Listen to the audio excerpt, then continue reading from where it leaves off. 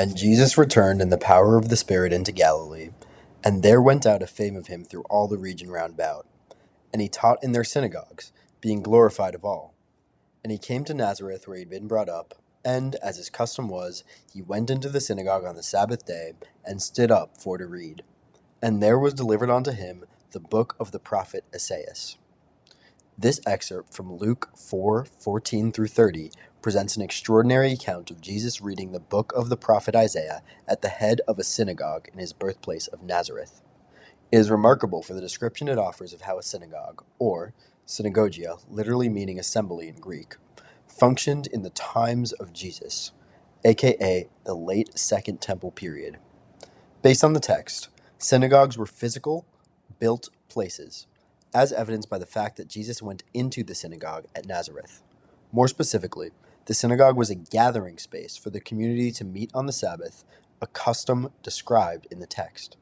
Furthermore, the synagogue of classical antiquity was a place for the liturgical practice of repeated scripture reading, as evidenced by Jesus' reading of the book of Isaiah before the crowd.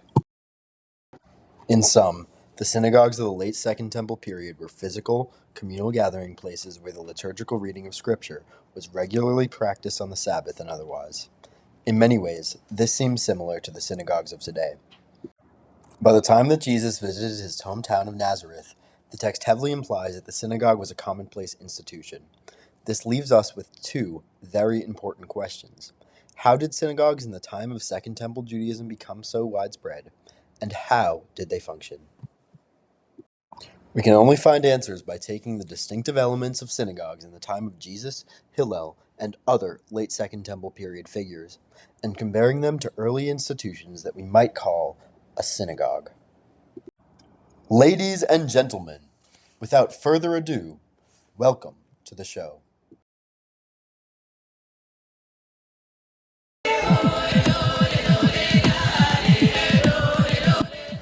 On the islands and the mainlands of the ancient Mediterranean, 4 Jewish institutions across 4 centuries have agreed to compete. This is their story. This is Survivor, Synagogue Edition. Each of the 4 Jewish institutions is competing across 3 challenges to prove that they are worthy of the title, Synagogue. Challenge number 1, consistency. Challenge number 2, purpose. And challenge number 3, liturgy. One institution is knocked out each round, leaving only one to claim the title of synagogue. Let's get into it. The first challenge is that of consistency. The criteria question is, does this Jewish institution function as a consistent meeting place for religious activity? Our first contestant for synagogue is actually the Second Temple itself, specifically in the time of the Persian king Darius I. Around 500 BCE, Persian officials instituted public Torah readings during the Sukkot festival, held at the temple every 7 years. This practice has its basis in Deuteronomy itself, in which it is stated that Moses said, "At the end of every 7 years you shall read this law before the Jews in their hearing." The temple Sukkot reading was a consistent gathering space which is understood as the origin of Torah reading. But let's look at the consistency of the other contestants and see how they shape up. Our second contestant for synagogue, the city gates, came almost 100 years after the temple Sukkot Torah readings began. Under the reforms of Ezra, and at the urging of Persian officials, the reading of the Torah became commonplace at city gates across the empire, as evidenced in 2 Chronicles 17, 7-9.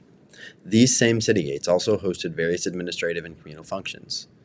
These readings were rather consistent events provided to the public as part of a Persian-encouraged initiative that was as much administrative as it was religious. Our third contestant for synagogue, the early temples in Egypt and elsewhere, is our first contestant with roots in the diaspora. Early temples sprang up following the destruction of the first temple, encouraging local meetings and other forms of religious contemplation. As one example, the Elephantine papyri founded a temple in ancient Egypt which hosted a Jewish community, largely military in nature, dates the 5th century BCE. The documents demonstrate that sacrifices were regularly performed there and that meetings were held in a special dedicated space. Our fourth and final contestant is the Jewish meeting places of the late Hellenistic period. These spaces, established in the Second Temple period, are evidenced by inscriptions both within Palestine and the diaspora. One such inscription, the Theodotus inscription found in Jerusalem, demonstrates the existence of a building where the, quote, reading of the law and teaching of the commandments took place. The challenge for consistency has an obvious loser: the temple itself. Although the readings were held every 7 years, this is far too irregular to square up with the consistency of the religious activity of the other contestants. Goodbye, temple. The tribe has spoken. Welcome to challenge number 2, purpose. The question of this challenge is whether the primary purpose of the institution is to foster communal religious cohesion. First contestant up, the city gate.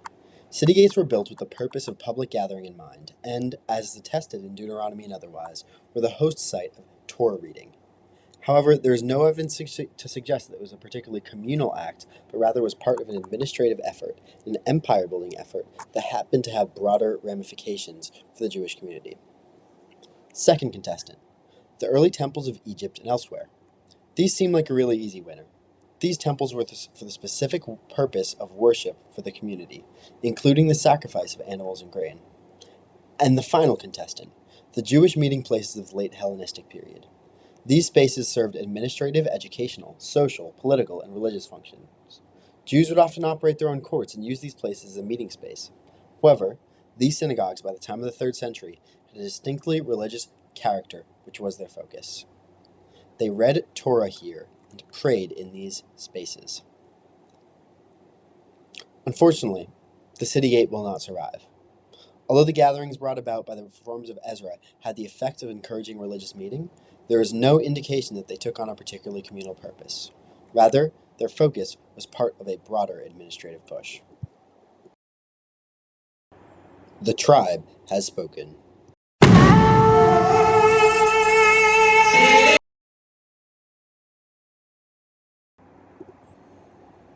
And now, moving on to the final challenge, liturgy.